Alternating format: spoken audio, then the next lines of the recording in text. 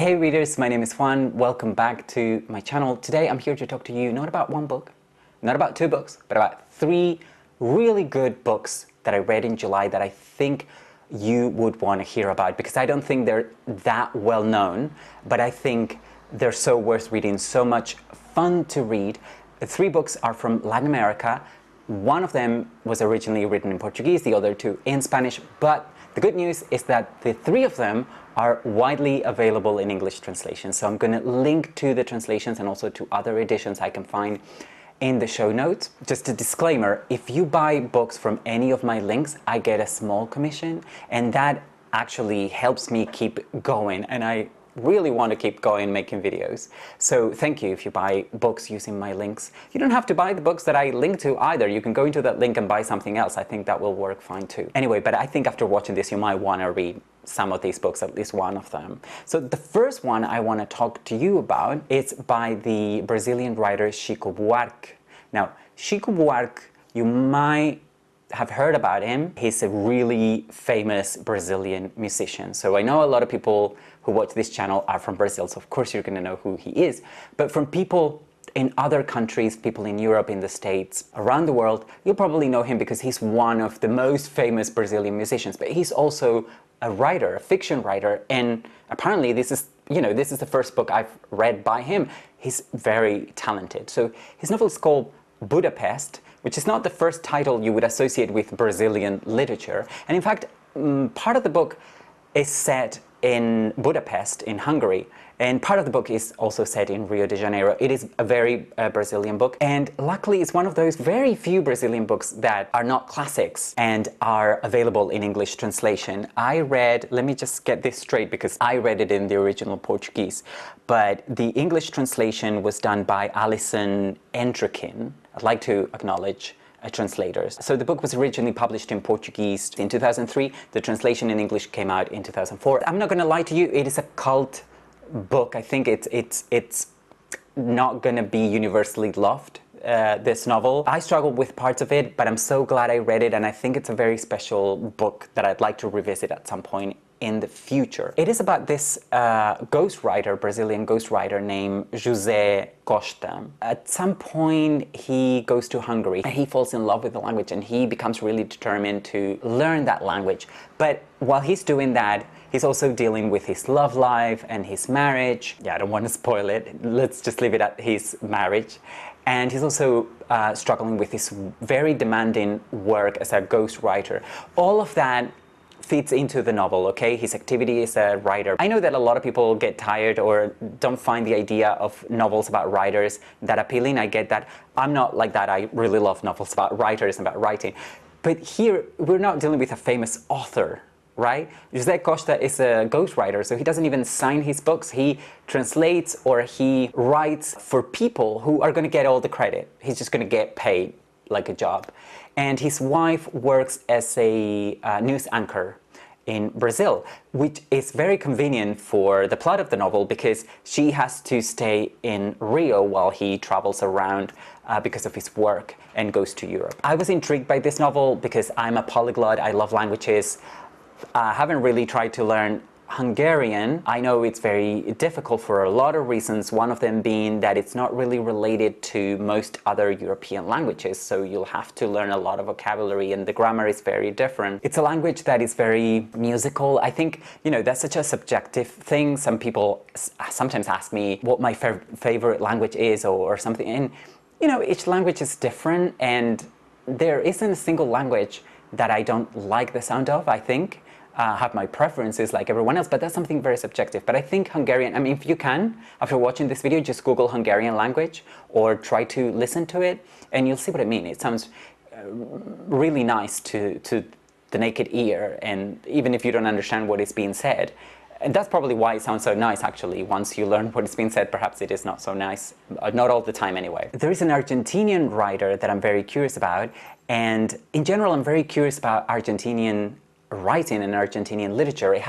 I'm interested in Latin American literature or literature in Spanish and Portuguese, but out of all the Spanish-speaking countries and all the literary traditions, for some reason I'm more intrigued by Argentina. That's probably because of Borges and because of Cortázar and other Argentinian writers.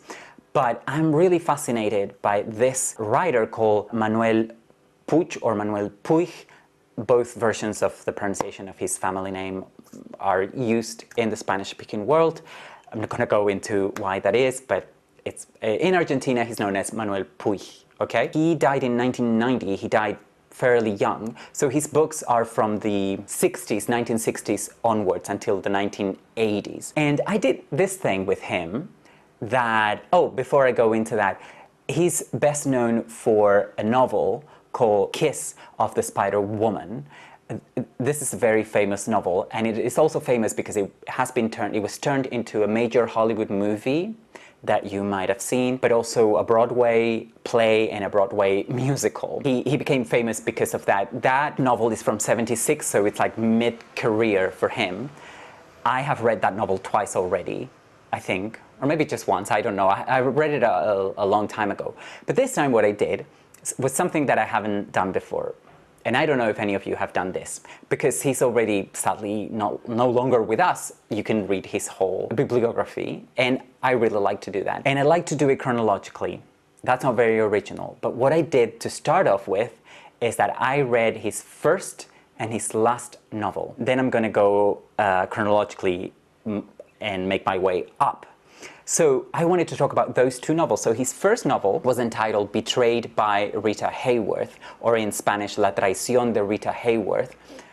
It has nothing to do with Rita Hayworth, but Rita Hayworth is important. It's about life in a small provincial town in the 1940s in Argentina, which is the writer's background. He was born and grew up in a small town, almost a village, I think, probably bigger than a village, probably a small town in provincial Pampa in Argentina. And so this novel is very autobiographical, as first novels, in my experience, tend to be, even if writers don't always acknowledge that. But he did acknowledge that, and he got into a lot of trouble, I think, in his whole town, because he used real people. I mean, he changed the names or whatever, but people recognized themselves or thought they recognized themselves in his novel and took a lot of offense. Manuel Puig has a better reputation outside of Argentina than in the country. I think that's been reassessed recently from what I've heard, but while he was alive, he was better regarded in other countries. In fact, he spent most of his life, I think his whole adult life, overseas. So first he went to Italy, where he studied, I'm not sure what he studied, but he wanted to work in the movies. So he did something with that, and he wrote some scripts there in Rome.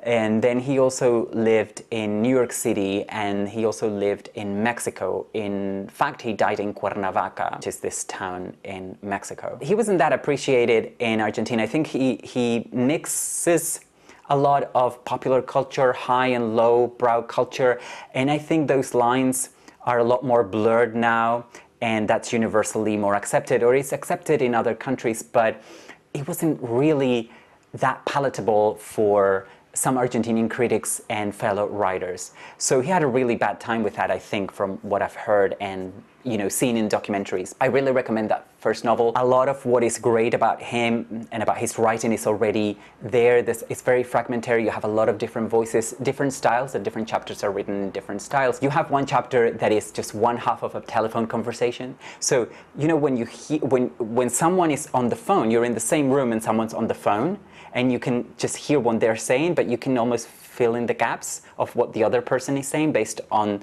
how this person that you're in the room with is reacting and how they are responding. Well, you get that.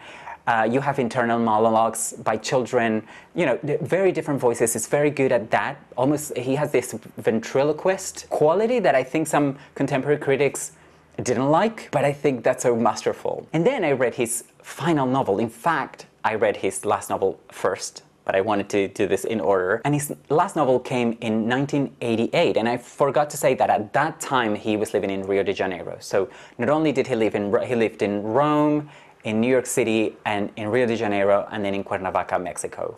So, and of course, before he went overseas, he spent some time in Buenos Aires as well. But he really made his career away from his native country. So this novel from 1988 is entitled Tropical Night Fallen, or in Spanish, Cae la Noche Tropical, and is set in Rio de Janeiro. It is about this two very elderly women in their 80s and their friendship. They're both from Argentina, but they're living in Rio. I'm not going to spoil the novel, not going to tell you why they're there. And it's about their lives. And the novel begins with them gossiping about a common neighbor, a much younger woman who's also from Argentina, but also lives in Rio. There is a lot of telephone conversations, but there is a plot. There is more of a plot here than there was in his first novel. And Tropical Night Falling, it's a perfect novel. And I don't say that lightly.